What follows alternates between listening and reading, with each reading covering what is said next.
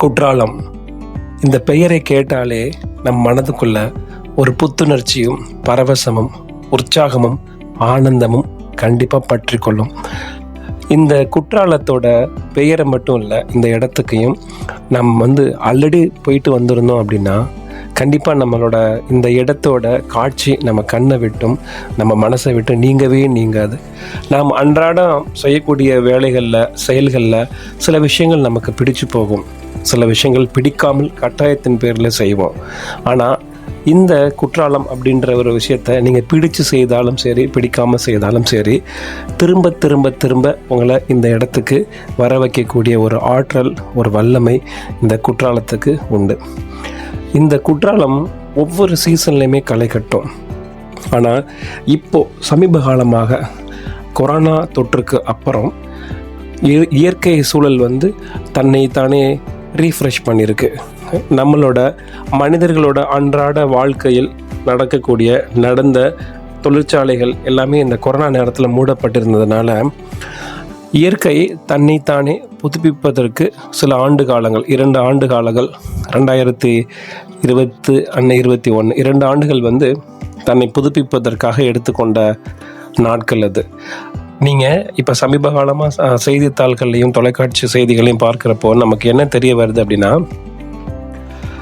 கேரளாவோட மலைப்பகுதிகளில் அதிக நிலச்சரிவு, உத்தராகண்டில் அதிக மலைச்சரிவு, குற்றாலத்தில் வழக்கத்துக்கு அதிகமான அருவியில் தண்ணி, இது எல்லாமே எதை பறைச்சாற்றுறதுன்னா நம்ம மறுபடியும் ஒரு 2000 ஆண்டுகளுக்கு பின்பு போனோமோ அப்படின்ற மாதிரி தோணுது.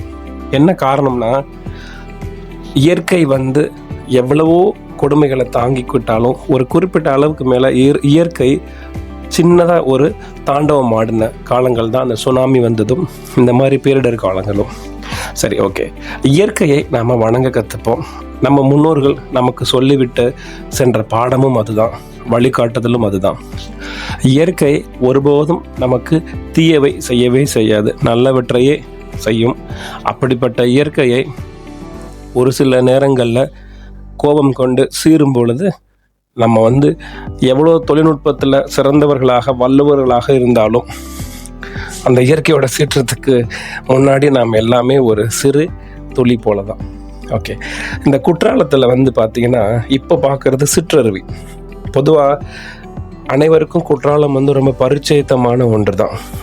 இந்த குற்றாலத்தில் அப்படி என்ன தான் இருக்குது அப்படின்றது நீங்கள் ஒவ்வொரு தடவை போனாலும் தேடினாலும் உங்களுக்கு ஒரு மர்மமான பொருளாகவே குற்றாலம் காட்சி கொடுக்கும். குற்றாலத்தோட மெயின் அருவி அப்படின்னு சொல்கிறோம் இல்லையா, அந்த மெயின் அருவிக்கு தண்ணீர் எங்கேருந்து வருது அப்படின்னா, கேரளாவோட தென்மலா ஃபாரஸ்ட் ரேஞ்சில் அமையக்கூடிய பாலருவியில் அந்த தண்ணி தான் இங்கே நம்ம தமிழ்நாட்டுக்கு குற்றாலத்துக்கு மெயின் அருவிக்கு வர்றதா ஒரு சில கருத்துகள் இருக்குது. அதே மாதிரி அந்த கிளை ஆறுகள், கிளை அருவிகளாக சொல்லப்படக்கூடியதான் இந்த சிற்றருவி. இந்த சிற்றருவி எப்போதுமே நம்ம ரொம்ப சேஃபாக போய் குளிக்கலாம். ஆண்கள் பெண்கள் 2 பேரும் குளிப்பதற்கு ரொம்ப தனித்தனி வசதிகள் செய்யப்பட்டிருக்கு. அப்புறம் மெயின் அருவி பார்த்திங்கன்னா 288 அடி உயரத்துலேருந்து விழுது. ஸோ அதோட அந்த கணம், நீரோட்டோட கரண்ட் ஃபோர்ஸ் கண்டிப்பாக நம்மளால் தாக்கு பிடிக்க முடியாது. அதனாலேயே பெரும்பாலான சமீப காலங்களில் நிறைய உயிரிழப்புகள் ஏற்பட்டதை நம்ம நியூஸில் பார்க்க முடிஞ்சுது. அதே மாதிரி சிற்றருவியை பற்றி நான் சொல்லி ஆகணும். இது குழந்தைகளிலிருந்து பெரியவர்கள், வயதானவர்கள் எல்லாருமே குளித்து மகிழலாம். என்ன ஒரே ஒரு கடினமான வேலை அப்படின்னா, மெயின் அருவிக்கு பக்கத்தில் இருக்கக்கூடிய அகத்தியர் வளைவு நுழைவாயில் ஒன்று இருக்குது. அந்த நுழைவாயில் வழியாக நம்ம மேலே ஏறணும். கிட்டத்தட்ட ஒரு 1 கிலோமீட்டர் கிட்ட நம்ம ஏறணும் மேலே. அப்படி ஏறும்பொழுது பார்த்திங்கன்னா கொஞ்சம் மூச்சுத்திணறல் கண்டிப்பாக வயதானவர்களுக்கோ இல்லை உடம்பு சரியில்லாதவங்களுக்கு இந்த மூச்சுத்திணறல் கண்டிப்பாக இருக்க செய்யும். அதை பொருட்படுத்தாமல் மேலே போனீங்கன்னா கண்டிப்பாக நல்லா குளித்து மகிழலாம். அந்த சிற்றருவி போகிற வழியிலே வலதுபுறத்தில் ஒரு பாதை இருக்குது. ஆனால் அந்த பாதை 2004ஆம் ஆண்டுக்கு அப்புறம் அடைக்கப்பட்டாங்க. காரணம் என்னென்னு கேட்டிங்கன்னா, அந்த வழியாக மேலே செண்பகாதேவி அருவிக்கு போகலாம். மெயின் அருவி மட்டும்லேருந்து நமக்கு தெரியும். மெயின் அருவிலேருந்து மேலே பார்த்திங்கன்னா புலி அருவி, செண்பகாதேவி அருவி, வானருவி அப்படின்னு சொல்லிட்டு நிறைய அருவிகள் இருக்குது. அதில் செண்பகாதேவி அருவி ரொம்ப ரொம்ப ரொம்ப ரொம்ப சிறப்பு வாய்ந்தது. அங்கே இருக்கக்கூடிய திருநெல்வேலி மற்றும் தென்காசி வட்டார மக்களுக்கு செண்பகாதேவி அருவியை பற்றி தெரியும். எங்களோட அனுபவத்தில் 2000 ஆண்டுக்கு முன்பாக நாங்கள் வந்து செண்பகாதேவி அருவி அப்போ அனுமதி வனத்துறையோட கட்டுப்பாட்டில் இருக்கக்கூடிய அந்த அருவிக்கு நமக்கு வனத்துறை அனுமதி கொடுத்துருக்காங்க. ஸோ நாங்கள் அப்போல்லாம் போயிட்டு வந்திருக்கோம். எங்களோட அனுபவம் வந்து ரொம்ப வித்தியாசமாக இருந்தது. மேலே போக போக ரொம்ப அடர்ந்த காடு, வனம், காற்று, மலை பாறைகளில் தான் ஏறி இறங்கணும். நம்ம சதுரகிரி போகிறப்ப எப்படி வழுக்கு பாறை இருக்கோ அந்த மாதிரியான பாறை இருக்கும். அந்த பாறையின் மேலே தான் படிக்கட்டு மாதிரி அமைச்சிருப்பாங்க. அதெல்லாம் தாண்டி பொருட்படுத்தாமல் நம்ம மேலே போய் குளிச்சுட்டு வந்திருக்கோம். நல்லா அருமையான அற்புதமான ஒரு அனுபவம். சீசன் நேரங்களில் குற்றாலம் ரொம்ப களை கட்டும். பக்கத்து மாநிலமான கேரளாவிலிருந்து அதிக நபர்கள் வந்து சந்தோஷமாக மகிழ்ந்து விட்டு போவாங்க. நம்ம தமிழக எல்லையிலேருந்து கூட நிறைய பேர் போவாங்க. இப்போ சீசனில் வந்து பார்த்தீங்கன்னா அதிக வாகனங்கள் இப்போ அது வர்றதுனால பார்க்கிங்கில் ப்ராப்ளம் இருக்குது. அதனால் வந்து நம்ம வந்து விடுமுறை நாட்களில் தவிர்த்து விட்டு வார நாட்களில் நம்ம வந்தோம்னா கண்டிப்பாக இங்கே மகிழ்ந்து விட்டு போகலாம். அப்படின்றதுல எந்த ஒரு மாற்றமும் இல்லை. பொதுவாகவே நமக்கு நல்ல தெரிஞ்ச ஒரு விஷயம் அப்படின்னா, குற்றாலத்துக்கு போனால் குளிக்கலாம், மகிழ்ச்சியாக இருக்கலாம், சந்தோஷமாக இருக்கலாம் அப்படின்னு மட்டும்தான் நம்ம நினைக்கிறோம். குற்றாலத்தில் இருக்கக்கூடிய அனைத்து அருவிகளிலுமே நல்ல மனசுக்கு போதும் அப்படின்ற அளவுக்கு நல்லா குளிச்சதுனால எங்கள் எல்லாத்துக்குமே சரியான பசி எடுத்துருச்சு. சரி, நம்ம இருக்கக்கூடிய அத்தனை பேருக்கு கடையில் வாங்கி சாப்பிட்றது பத்தாது அப்படின்றதுனால சமையல் பண்ணி சாப்பிடலாம் அப்படின்றதுனால குற்றாலத்திலே பாத்திரங்கள், அடுப்பு இதெல்லாம் வந்து வாடகைக்கு விடக்கூடிய கடைகள் நிறைய இருக்குது. அதில் ஒருத்தவங்கள்ட்ட நாங்கள் வாடகைக்கு ஒரு நாள் வாடகைக்கு கேட்டுட்டு ரொம்ப 1000 ரூபாய் பட்ஜெட்டில் தான் இருந்தது. வாங்கிக்கிட்டு நாங்கள் சமையலுக்கு தேவையான பாத்திரங்கள், பொருட்கள் வாங்கி சரி ஒரு நல்ல இடமா பார்த்து சமையல் பண்ணி சாப்பிடலான்றதுனால இடத்த தேடிட்டுருக்கோம். அப்போது செங்கோட்டையிலிருந்து கொல்லம் போகக்கூடிய இடத்துல இடதுபுறத்தில் பார்த்திங்கன்னா புளியரை அப்படின்னு ஒரு ஊர் இருக்கும். இந்த புளியரை கிராமம் வந்து சபரிமலைக்கு அதிகமாக மாலை போட்டு போகிற ஐயப்ப பக்தர்களுக்கு ரொம்ப பரிச்சயத்தமான இடம். இந்த இடமே வந்து பார்த்திங்கன்னா தமிழ் படங்கள் இந்த இடத்துல கேமரா வைக்காத இடமே கிடையாது. ஊர் ரொம்ப பசுமையாக இருக்கும்.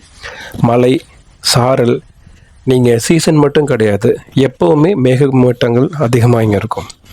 அதனால் இந்த இடத்த தேர்ந்தெடுத்தோம்.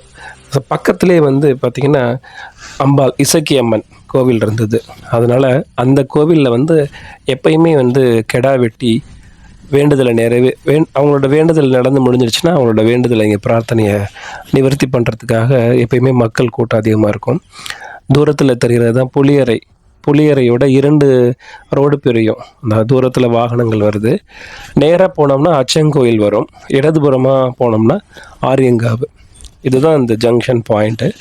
ஸோ நாங்கள் கொஞ்சம் ரிலாக்ஸ் பண்ணிவிட்டு இந்த இயற்கையோட அழகை ரசிச்சுட்டு அந்த பாருங்கள் அந்த மேகம் வந்து இப்போ இருக்கிற மாதிரி எப்போவுமே எல்லா சீசன்லேயுமே அந்த மேகக்கூட்டங்கள் வந்து அந்த மலை மீது மோதி ஒரு குளிர்ந்த காற்று எப்பயுமே இங்கே இருக்கிறனால இந்த மலையை ஒட்டக்கூடிய இடங்களில் பசுமையாக ரொம்ப க்ரீனரியாக தான் இருக்கும்னு இந்த கிராமப்புறத்தில் மக்களை சொன்னாங்க. பச்சை கலரில் ஒரு பெட்ஷீட் போட்டு விரிச்சா எப்படி இருக்கும் அந்த மாதிரி தான் இருந்தது இந்த இடமே. அதனால் இந்த இடத்த என்ஜாய் பண்ணிவிட்டு எங்களோட வேனில் இருக்கக்கூடிய வேன்லேருந்து எல்லா திங்ஸையுமே கீழே இறக்கி வச்சுட்டு சமையல் பண்ணுறது ஸ்டார்ட் பண்ணியாச்சு. அதான் கோவில். எங்களை மாதிரியே வேறு சில நபர்களும் அங்கே வந்து சமையல் பண்ணி சாப்பிட்ருந்தாங்க. இங்கே வந்து சமையல் பண்ணி சாப்பிட்றதுக்குன்னு தனியாக இடமும் இருக்குது. அதனால் அவர்களோடு சேர்ந்து நாங்களும் சமையல் பண்ணோம். ஆனால் விறகடுப்பில் சமைத்தா அதோட சுவை வந்து தனித்துவமாக இருக்குன்றதுனால விறகடுப்புலேயே சமையல் பண்ணலாமேன்னு சொல்லிட்டு முடிவு பண்ணோம். ஆனால் அந்த கோயில் நிர்வாகத்திலே வந்து விறகுகள் இருந்தது. எங்களுக்கு முன்னாடி சமையல் பண்ணி வச்சுட்டு போனவங்களோட விறகுகள். ஆனால் முதல் நாள் மழை பெய்ந்ததுனால ஒரே புகை தான் அதிகமாக வந்தது. அதனால் சின்ன ஒரு ஐடியா தோணுச்சு. அந்த கோவிலுக்கு எய்த்தாப்பில் கேரளா ஹோட்டல் அப்படின்னு ஒரு ஹோட்டல் இருந்தது. அந்த ஹோட்டலில் போய் கேட்டோம், இது மாதிரி சமையல் பண்ணி சாப்பிட போகிறோம், எங்களுக்கு விறகு இருந்தால் தாருங்கள் அப்படின்னு சொல்லி கேட்டால் அவங்க ரொம்ப கம்மியான விலை தான், ஒரு 50 ரூபாய் கொடுங்க அப்படின்னாங்க. ஒரு 10 கிலோ கிட்ட கொடுத்தாங்க. அதை எடுத்துகிட்டு வந்து நாங்கள் திருப்பி எங்களோட அடுப்பை பற்ற வச்சு சமையல் பண்ணி சாப்பிட ஆரம்பித்தோம். இந்த சமையல் வேலை இந்த மாதிரியான ஒரு டூரிஸ்ட் ஸ்பாட்டுக்கு நண்பர்களோட உறவுகளோட போகிறப்போ ஆளாளுக்கு ஒரு வேலைன்னு எடுத்து பிரிச்சிட்டோன்னா சமையல் வேலை ரொம்ப இலகுவாக நடக்கும். அதே நேரத்தில் ஒவ்வொருத்தங்களோட பக்குவமும் தெரியும். யார் யாரோட சமையல் வீட்டில் எப்படி பண்ணுவாங்கன்றது விஷயமும் இந்த மாதிரியான விஷயங்கள் இந்த மாதிரி இடங்களில் சமையல் பண்ணும்போதும் தெரிஞ்சிடும். அதில் நாங்கள் சமையல் பண்ணிகிட்டு இருந்தோம். அந்த கடைக்கு போயிட்டு வரும்போது அந்த கடைக்காரர் ஒரு சுவாரஸ்யமான விஷயம் சொன்னாங்க. அது முழுக்க முழுக்க இந்த கோவிலை பற்றியும் இந்த கோவிலோட அற்புதங்கள் பற்றியும் சொன்னாங்க. அதை கேட்கும்போது ரொம்ப சந்தோஷமாக இருந்தது. இருந்தாலும் இந்த சாலை வந்து மிகவும் மோசமான சாலை. இதை பார்த்து கடக்கும்போது ரொம்ப இருபுறமும் பார்த்துட்டு கவனித்து கடந்து போங்க. ஏன்னா கேரளாவிலேருந்து வரக்கூடிய லாரி வந்து அதிக லோடு ஏற்றிட்டு ரொம்ப வேகமாக வருவாங்க அப்படின்ற மாதிரி அந்த ஹோட்டல் கடைக்காரங்க சொன்னாங்க. அதனால் அந்த வீடியோ எடுத்துகிட்டு கவனத்தை வந்து ரோட்டு மேலேயும் வச்சுட்டு இந்த ரோட்டோட அழகையும் பார்த்துட்டு நடந்து வந்துட்டு இருந்தோம். வார்த்தையால் சொல்லவே முடியாது. அவசியம் இந்த இடத்துல நீங்கள் ஒரு தடவை வந்து புளியரை அப்படின்ற இடத்துல ஹால்ட் பண்ணி இந்த கோவிலை சாமி கும்பிட்டுட்டு இங்கே இருக்கக்கூடிய அழகை, இங்கே இருக்கக்கூடிய மலைப்பிரதேசங்களை கண்டிப்பாக நீங்கள் ரசிக்கலாம். உங்களோட காலத்தால் அழியாத பசுமையான நினைவுகளில் இந்த கோயிலும் இந்த ரோடும் இந்த பசுமையான மரங்கள், செடிகள், கொடிகள், காற்று இது உங்களோட டைரியில் எப்பயுமே இருக்கும். நீங்கள் கண்டிப்பாக இதை ரொம்ப விரும்புவீங்க அப்படின்றதுல சந்தேகமே கிடையாது.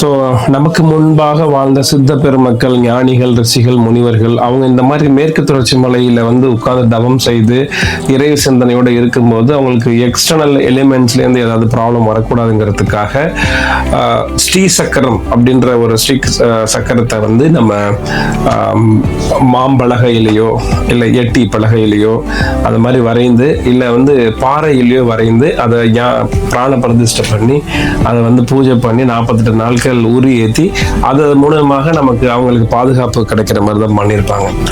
அந்த ஒரு பிரதிஷ்டை பண்ணக்கூடிய இடமும் வந்து இந்த மாதிரி இசக்கிய மண்ணா இந்த மாதிரியான எந்திரங்களுக்கு தாயாக இருந்து காவல் புரியக்கூடிய ஒரு தெய்வம். அதனால இசக்கிய மண்ணை வணங்கிட்டு அதனாலதான் ஒவ்வொரு வருடமும் ஆடி மாதங்கள்ல இசக்கிய மண் கோவில்ல வேண்டுதல் வந்து நிறைவேற்றிட்டு எல்லாரும் அங்கேயே சமைத்து அந்த அம்மா இத்தனைக்கு சுத்தமான சைவம் தான். அம்பாளுக்கு சக்கரை பொங்கல் வைத்து பக்கத்துல இருக்கக்கூடிய கருப்பசாமிக்காக தான் கடா வெட்டுவாங்களாம். ஸோ அதனால நாங்கள் அந்த அம்மாவை வணங்கிட்டு அந்த அம்மாவோட நிழலில் எங்களோட மதிய வேலை சமையலை செஞ்சு அங்கேயே சந்தோஷமாக சாப்பிட்டுட்டு கொஞ்ச நேரம் இளைப்பாறணும். எங்களுக்கு பின்னாடி இருக்கக்கூடிய அந்த இடம் வந்து மேற்கு தொடர்ச்சி மலையோட ஆரம்பம். இந்த புளியரை வந்து நிறைய சினிமாக்கள்ல நீங்கள் பார்த்துருக்க வாய்ப்பு இருக்கும். எங்கே திரும்பினாலும் எல்லா சீசன்லையுமே இங்கே விவசாயம் தலை தோல்கும். ஏன்னா காரணம் நிறைய மழை அதாவது போதுன்ற அளவுக்கு மழை எப்பயுமே பெஞ்சிட்டே இருக்கும். அது ஒரு சிறப்பான ஒரு விஷயம். அப்புறம் ஆறுகளில் எப்பயுமே தண்ணி நிறைய போகும். அதனால ஆற்றின் மூலமாக தண்ணி எடுத்து விவசாயமும் மழையை சேகரித்து தண்ணி மூலம் விவசாயமும் நல்லா பண்றாங்க. அதனால எங்க திரும்பினாலும் உங்களுக்கு ஒரே பச்சை பசேர் என்று இருப்பது இன்னொரு சிறப்பான ஒரு காட்சி. நாங்க ஆடி மாதம் அப்படின்றதுனால இந்த இடத்துல வந்து வழக்கத்துக்கு மீறிய காற்று அளவுக்கு அதிகமாக இருந்தது. எங்களுக்கு பின்னாடி இருந்த இந்த கோவிலுக்கு பின்புறமாக இருந்த தென்னை மரங்கள்லாம் ரொம்ப சத்தமிட்டு அந்த காற்றை வரவேற்ற மாதிரி ஒரு உணர்வு. பின்னாடி வந்து தெரியக்கூடிய அந்த மலைத்தொடர் மேகத்தை உரசிக்கிட்டு மேகங்கள் அனைத்து அந்த மலையில மோதி அந்த ட்ரிஸ்லிங் ஆகிட்டே இருந்தது, மலைத்தூரல் போட்டுகிட்டே இருந்தது. அதனால எங்களால் வந்து அந்த இடத்த விட்டு நகரத்துக்கு முடியவே இல்லை. இருந்தாலும் நாங்கள் இங்கே இந்த இடத்துல ஒரு சமையல் பண்ணி முடிக்கிற வரை இருந்துட்டு சமையல் பண்ணி முடிச்சதுக்கப்புறம் இந்த இடத்துல இருந்து எங்களோட அனைத்து சமையல் சம்பந்தமான விஷயங்களை எடுத்துட்டு எங்களோட வேனில் எடுத்து வச்சுட்டு நாங்கள் கேரளாவோட பகுதிக்கு நோக்கி போனோம். நல்ல இடமா பார்த்து உட்காந்து சாப்பிடலாம் அப்படின்றது எங்களோட எண்ணமாக இருந்தது. அதனால் அதே மாதிரி சமையல் முடிஞ்சிருச்சு கூடிய விரைவில். மழையும் எங்களுக்கு ஒத்துழைப்பு கொடுத்தது. மழை வராமல் இருந்ததுனால நல்லபடியாக சமையலை சீக்கிரம் முடிச்சாச்சு. இப்போது எங்களோட சமையலை முடிச்சுட்டு இந்த போகிற வழியில் ஒரு பெட்ரோல் பங்க் பக்கத்தில் ஒரு நல்ல இடம் இருந்து எல்லாரும் உட்காந்து ஒரு கூட்டு குடும்பமாக உட்காந்து நாங்கள் சமையல் பண்ணதை நாங்களே சாப்பிட்டோம். நல்ல பசியில் இருந்தோம். மெயின் அருவியில் குளித்தது, சிற்றருவியில் குளித்தது, ஐந்தருவியில் குளித்தது அனைத்துமே நல்ல பசியை தூண்டி விட்டுருச்சு. எங்களால் பொறுக்க முடியாத ஒரு பசி. அதோடு இல்லாமல் இந்த அருவிகளில் வரக்கூடிய தண்ணீர் வந்து அளவுக்கு அதிகமான மூலிகைகளை தொட்டுட்டு வர்றதுனால இந்த தண்ணியில் வந்து pH லெவல் அதிகமாக இருக்குது. அதே மாதிரி ஆக்சிஜன் லெவல் அதிகமாக இருக்குன்றனால இங்கே வந்து பார்த்தீங்கன்னா புராண காலங்களில் நிறைய பாடல்களில் குற்றால குறவஞ்சி அப்படின்ற இதிகாச சிறு தொகுப்பு நூல்களில் கூட இந்த மலையை பற்றியும் இந்த அருவியை பற்றியும் சொல்லியிருப்பாங்க. இந்த தண்ணியோட தன்மையை பற்றி சொல்லியிருப்பாங்க. மனம் வளர்ச்சி இல்லாதவங்க, இல்லை மனநலம் பாதிக்கப்பட்டவங்க, இல்லை சித்தபிரமை உள்ளவங்க இந்த அருவியில் வந்து குளிச்சாங்கன்னா அவங்களுக்கு சித்தம் தெளிந்திடும் அப்படின்றது அந்த காலத்துலேருந்து உள்ள ஒரு நம்பிக்கை. அதே மாதிரி இன்னமும் நீங்கள் குற்றாலம் போனீங்கன்னா நிறைய இந்த மன சுத்தபிரமை பிடித்த கோவில்கள், சுத்தபிரமை பிடித்த பள்ளிக்கூடங்கள்லாம் இருக்குது. அங்கேருந்து என்ன பண்ணுவாங்க, ஞாயிறு அன்று எல்லாரையும் அழைச்சிட்டு வந்து இந்த மெயின் அருவியில் அவங்களாம் குளிக்க வைப்பாங்க. நிறைய பேர் வந்து சரியாகி வீடு திரும்பினதாக நிறைய சொல்ல கேள்விப்பட்டிருக்கோம். அதனால் நாங்கள் இங்கே போய் குளிச்சுட்டு வந்ததுனால எங்களோட மனசில் இருக்கக்கூடிய அழுத்தம், கவலைகள் அதெல்லாம் பறந்து ஓடிடுச்சு. நல்லா பசியை தூண்டி விட்டுருச்சு. அதனால் நாங்கள் எல்லாருமே வந்து ஒரு கை பிடிச்சாச்சு. நல்லா சாப்பிட்டு மனசு திருப்தியோட, மன சந்தோஷத்தோட எங்களோட மதிய உணவை நல்லா என்ஜாய் பண்ணி சாப்பிட்டோம். சாப்பிட்டு இருக்கும்போதே மழை தூரத்துலேருந்து மழை பெய்கிற சத்தம் கேட்குது. அந்த மேகங்கள் எல்லாமே அந்த மழையை மறைச்சிருச்சு. இருக்க நேரம் செல்ல செல்ல செல்ல மழை அதிகமான வேகத்தோட மழை பெய்ய ஆரம்பிச்சிச்சு. எங்களோட அடுத்த திட்டம் இந்த இடத்துல உணவை சாப்பிட்டு விட்டு கேரளாவின் இந்த வழியாக கேரளா போகிறது. ஸோ கேரளா போகிறதுக்காக நாங்கள் வெயிட் பண்ணோம். ஸோ மழை அதிகமாக இருந்ததுனால எங்களுக்கு ஒரு பயம். ஒருவேளை மழையை காரணமாக காமிச்சு பாலருவியில் வந்து குளிக்கிறதுக்கு அனுமதி தரமாட்டாங்களோன்னு ஒரு பயம் இருந்தது. சரி, இருந்தாலும் நம்ம ஃபோன் பண்ணி கேட்டுட்டோம். அங்கே இருக்கக்கூடிய ஃபாரஸ்ட் டிபார்ட்மெண்ட்டில் அவங்க வரதா இருந்தால் ஒரு 4 மணிக்குள்ளே வாங்க அப்படின்னாங்க. ஸோ நாங்கள் இங்கேவே எங்களுக்கு மதியம் 1:50 மேலே ஆயிடுச்சு. இதுக்கப்புறம் நாங்கள் இங்கேருந்து கிளம்பி கேரளா போக வேண்டிய ஒரு சூழலுக்கு தள்ளப்பட்டோம். அதுக்கப்புறம் நாங்கள் இங்கேருந்து கிளம்பி கேரளா போயாச்சு. கேரளாவோட அந்த எல்லைக்கு உட்பட்ட இடங்களுக்கு போக போக போக அந்த காற்றும் மழையும் எங்களை வரவேற்ற விதம் எங்களோட காலத்தை எங்கள் நெஞ்சிலேருந்து மறக்கவே மாட்டோம். அவ்வளோ ஒரு ஆனந்தம், அவ்வளோ ஒரு சந்தோஷம், அவ்வளோ ஒரு மகிழ்ச்சி. எங்களை போன்று வேறு சில ஊர்லேருந்து வந்த நண்பர்கள் அவங்களும் அங்கே தான் சாப்பிட்டுட்டு இருந்தாங்க. ஸோ நாங்கள் கிளம்பி போனதுக்கப்புறம் அவங்க டீமோட உட்கார்ந்து சாப்பிட ஆரம்பிச்சாங்க. இந்த மாதிரி இடங்கள்ல பொதுவான சுற்றுலா தலங்களுக்கு செல்லும் போது முன்பின் தெரியாத நபர்களாக இருந்தாலும் நம்மளை ஒன்றிணைக்கக்கூடியது எதுன்னு பார்த்தீங்கன்னா சுற்றுலா தலங்கள் மட்டும்தான். நமக்கு முன்பின்னு அவங்களுக்கு தெரியாது, ஆனா நம்ம போற நோக்கம் ஒன்றா இருக்கும். அதெல்லாம் வந்து ஒரு அனுபவ ரீதியாக சந்திச்சு பார்த்தா தான் நமக்கு தெரியும். ஒரு வழியாக நாங்கள் கேரளா வந்தாச்சு.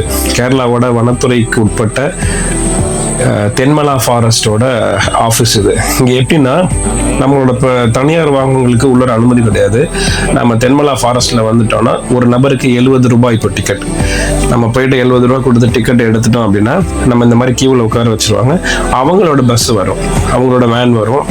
அந்த வேனில் வந்து நம்ம என்னென்னா கியூ பிரகாரம் நம்மளை ஏற்றி விடுவாங்க. இங்கே இருந்துட்டு, அதாவது இந்த ஆஃபீஸில் இருந்து இதான் நாங்கள் போகக்கூடிய பஸ்ஸு. இதுதான் தென்மலா ஃபாரஸ்ட், அந்த ஃபாரஸ்ட் ரேஞ்சோட பஸ் இது. ஸோ இங்கேருந்து நாங்கள் பாலருவியை நோக்கி சுமார் ஒரு 9 கிலோமீட்டர் காட்டுக்குள்ளே நாங்கள் போகணும்.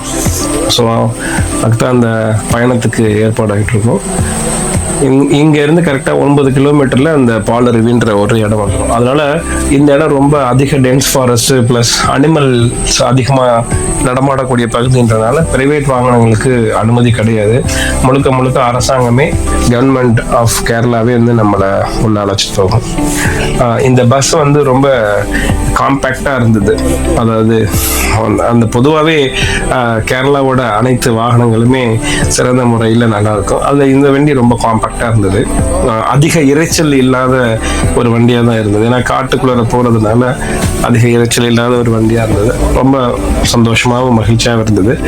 இங்கேருந்து நாங்கள் அந்த பாலருவி போயிட்டு அங்கேருந்து பார்த்தீங்கன்னா அங்கேருந்து பார்த்தா 388 அடி உயரத்தில் இருந்து விழக்கூடிய பாலருவியை கண்ணு ரசித்தோம்.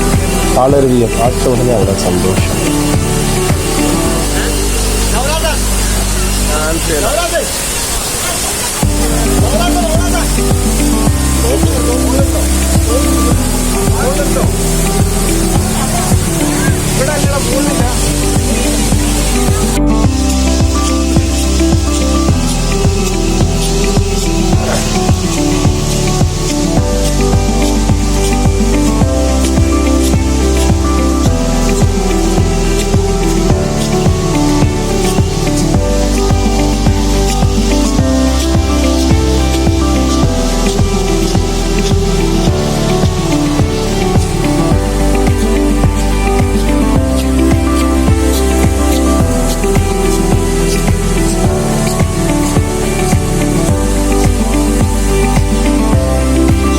ஒரு வழியாக அருவியோட அழகில் மயங்கி நல்லா குளிச்சு கிட்டத்தட்ட 1 மணி நேரத்துக்கு மேலாக நல்லா குளிச்சாச்சு. எங்களோட கண்ணெல்லாம் நல்லா செவேர்னு சிவந்து போயிடுச்சு. அந்த அருவியை விட்டு வர்றதுக்கு மனசே இல்லை. தலையெல்லாம் பஞ்சு போல மாறிடுச்சு. நல்லா குளிச்சுட்டு நாங்கள் திரும்ப அந்த ஃபாரஸ்ட் ஆஃபீஸ்க்கு, அந்த ஃபாரஸ்டில் இருக்கக்கூடிய ஆஃபீஸோட என்ட்ரன்ஸ்க்கு வந்தோம். ஏன்னா இங்கே தான் எங்களை வந்து இறக்கி விட்டாங்க. திருப்பி இதே பாயிண்டில் தான் எங்களை பிக்கப் பாயிண்ட். ஸோ இதுதான் நாங்கள் வந்தது தான் கடைசி ட்ரிப்பு. இந்த நாளைக்கு கடைசி ட்ரிப்பு. ஏன்னா 4 மணியோட அவங்க க்ளோஸ் பண்ணிடுவாங்க உள்ளே என்ட்ராகிறது. அப்படின்னா தான் மேக்ஸிமம் இங்கே இருக்கக்கூடிய ஃபாரஸ்ட் ஆஃபீஸர்ஸே 6 மணிக்கு மேலே இங்கே இருக்க மாட்டாங்கண்ணா. 5:50க்கு மேலே இங்கே நாங்கள் வந்து கிளம்பிடுவோம் அப்படின்ட்டாங்க. ஏன்னா அனிமல்ஸ் ரொம்ப அதிகமாக இங்கே நடமாடுதுன்றதுனால மக்களோட சேஃப்டிக்காக கேரளா கவர்மெண்ட் எல்லாரையுமே வெக்கேட் பண்ணிட்டாங்க. ஸோ நாங்கள் எங்களுக்காக காத்திருந்த வண்டியில் உட்கார்ந்தோம். எங்களோட ஆடை அனைத்துமே நல்லா நனைஞ்சு போய் உடம்பெல்லாம் சொட்ட தண்ணீரோட தான் நாங்கள் அந்த வண்டியில் ஏறினோம். ஆனால் அந்த வண்டியை ஓட்டின அந்த டிரைவராக இருக்கட்டும், அந்த ஃபாரஸ்ட் ஆஃபீஸர்ஸ் எங்களை ஒரு வாரத்தை கூட எதுவுமே சொல்லவே இல்லை. அதோடு இல்லாமல் நம்ம தமிழ் பாடல்கள் தான் அந்த வேனில் ஓடிட்டே இருந்தது. இது ஒரு ஃபாரஸ்ட் ஆஃபீஸோட வேன். இந்த வேனில் வந்து முழுக்க தமிழ் பாடல்கள் மட்டுமே ஓடிட்டு இருந்தது. ஸோ அதனால தான் அந்த தமிழ் பாடல்களை நல்லா கேட்டுட்டு இந்த இயற்கை சூழலை ரசிச்சுட்டு நாங்கள் வீடியோ எடுத்துகிட்டே வந்தோம். ரொம்ப சந்தோஷமாகவும் மகிழ்ச்சியாகவும் சிறப்பாகவும் இருந்தது இந்த பிரயாணம். இப்போதைக்கு நல்லா சூடாக ஒரு டீயோ இல்லை காஃபியோ குடித்தா ரொம்ப நல்லாயிருக்கும். அந்த மாதிரி ஒரு கூலர். இப்போ வந்து பார்த்தீங்கன்னா மணி 4:50 தான் ஆகுது. ஆனால் இரவு 7 மணி என்ன இருட்டி இருக்குமோ அந்த மாதிரியான ஒரு சூழல் வந்து அந்த காட்டுக்குள்ளே இருந்தது. இப்போ நான் நைட் விஷன் ஆன் பண்ணி தான் நான் இந்த வீடியோ எடுத்துட்ருக்கேன். ரொம்ப அருமையான ஒரு சிறப்பானது ஒரு பயணம். இந்த ஃபாரஸ்டில் இருக்கக்கூடிய ஒரு சேச்சி அவங்ககிட்ட நாங்கள் பேச்சு கொடுத்தப்போ அவங்க வந்து அவங்களோட அனுபவத்தை சொன்னாங்க. நீங்கள் எந்த காலநிலையில் கூட வந்து இங்கே குளிக்கலாம்.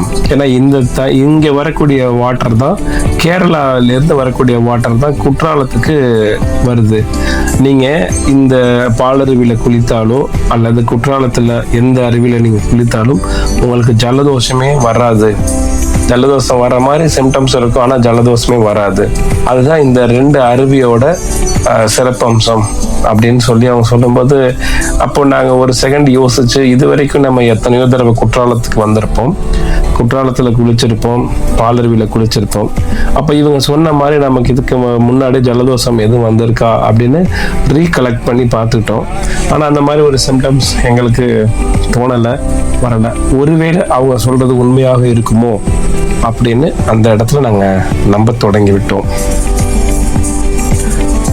நாங்கள் வந்த வேன் இந்த கேரளா எல்லை உள்ள வர்றதுக்கு ஒரு வாய்ப்பு இல்லாமல் போயிடுச்சு. செக் போஸ்ட்டில் அவங்க வந்து பர்மிட் செக் பண்ணிவிட்டு நீங்கள் அங்கே வெயிட் பண்ண சொல்லிவிட்டு அவங்களோட கேரளாவோட வாகனத்தில் தான் அழைச்சிட்டு போனாங்க.